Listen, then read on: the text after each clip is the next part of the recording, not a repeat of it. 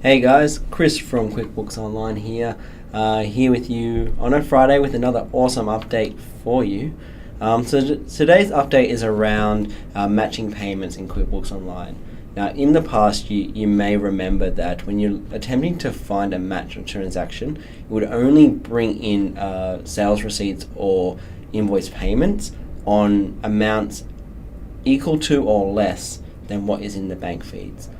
We've actually flipped that up, and we've actually now increased the threshold, so it will account for sales receipts and invoice payments up to 5% higher than what the deposit amount shows on your bank statement. Now, this is to account for any merchant fees you may have, or for whatever reason you may have that the bank feed amount is lower than what you recorded in QuickBooks Online.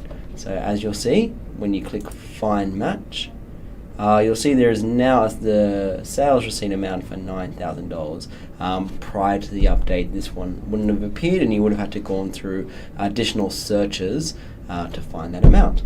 That's all I had for you. Really quick update. As always, any questions or any additional feedback, feel free to leave it down below in the comments section. But I'll see you again next time for our next update. Have a great weekend, guys. Bye.